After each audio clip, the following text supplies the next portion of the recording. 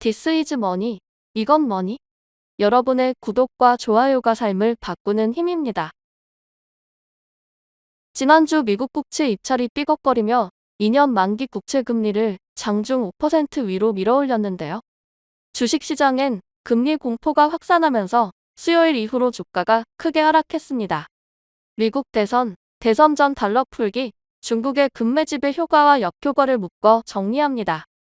지난 3월 JP모건의 다이먼 회장은 이런 경고를 했습니다.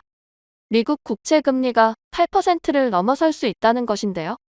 당시엔 다이먼 회장이 너무 보수적으로만 본다는 해석이 강했습니다. 그러나 지금 미국 주식시장은 이것이 현실이 되는 것은 아닌지 걱정하고 있습니다. 미국 재무부는 올해 1조 9천억 달러의 국채를 발행하는데요. 이 발행량은 2008년 금융위기 때 1조 3천억 달러보다도 훨씬 많은 양입니다. 이러다 보니 이젠 미국 국채를 사줄 돈이 씨가 말라가고 있습니다.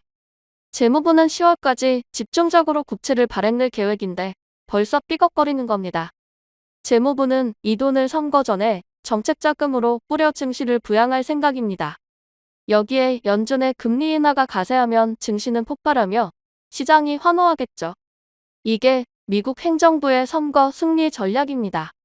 지난주에 올려드린 3가지 딜레마, 파월은 기준금리 내릴까를 참고하세요. 그런데 국채를 발행한다는 것은 달러를 끌어들여 다시 푼다는 것이죠.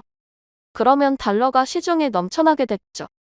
기준금리마저 내리면 더욱 달러 공급이 늘게 됩니다. 물론 주식시장은 상승하겠지만 문제는 풀린 돈이 만들 부작용입니다. 팬데믹 당시의 돈 풀기가 어떤 결과를 만들었는지 떠올려보세요. 엄청난 인플레이션으로 지금까지 전 세계가 고금리에 시달리고 있죠. 물론 연준은 금리 인하를 최소화하면서 대비할 것으로 봅니다. 그러나 대선 직전부터 이미 돈 풀기 부작용이 시작될 겁니다. 미국 재무부는 대선 전에 발행한 천문학적 국채를 해결하려면 어떻게 해야 할까요? 다시 국채를 발행해서 메우는 방법밖에는 없습니다. 그러니 다이먼 회장은 이런 사태를 우려하는 겁니다. 전 세계가 부채에 허덕이고 미국 국채로 갈 돈은 이미 바닥난 상태입니다. 지난 5월 마지막 주에 2년물과 5년물 등 1,800억 달러 국채 발행에 제동이 걸렸습니다. 단기물에 문제가 생겼다는 건 앞으로 장기 국채에 더 큰 문제라는 뜻입니다. 따라서 재무부의 발행 물량을 맞추려면 더 높은 금리가 필요하게 됩니다. 이러니 주식시장이 얼어붙은 것입니다. 만약 대선 후 인플레이션과 국채금리 상승이 겹치면 최악이 될 것입니다. 고금리의 영향은 금리 고점으로부터 대략 1년 6개월을 전후로 본격화합니다. 연준의 기준금리가 5%를 넘어선 것은 2023년 3월입니다. 2024년 6월에 접어든 지금 이미 경기 둔화에 파열음이 나오기 시작했습니다. 중국과 그 우방들은 2021년 이후 미국 국채를 버리고 금으로 갈아타고 있습니다.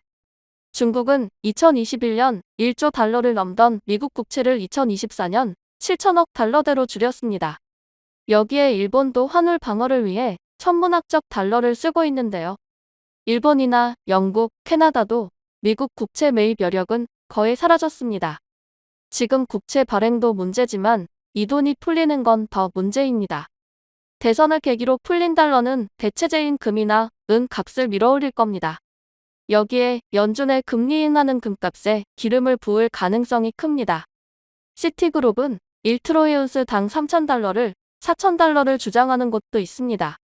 그런데 재미있는 것은 중국보다 미국의 금 보유량이 4배 정도 많다는 것입니다. 중국은 6일로 2,200톤, 미국은 8,100톤 이상입니다. 미국은 1971년 금태환을 중지했지만 아직도 보유한 금은 상당하죠. 미국은 금값이 폭등하면 어떤 대응을 할지 더욱 궁금해지는 대목입니다. 어쨌든 미국 대선과 금리 인상의 부작용은 이미 미국 국채에 나타나고 있습니다. 다이먼 회장의 경고가 현실이 되지 않기를 바라지만 대선 전 돈풀기와 금리 인하가 만들 후폭풍은 피하기 어렵습니다. 왜냐하면 바이든 대통령은 선거에서 질 생각이 없기 때문입니다.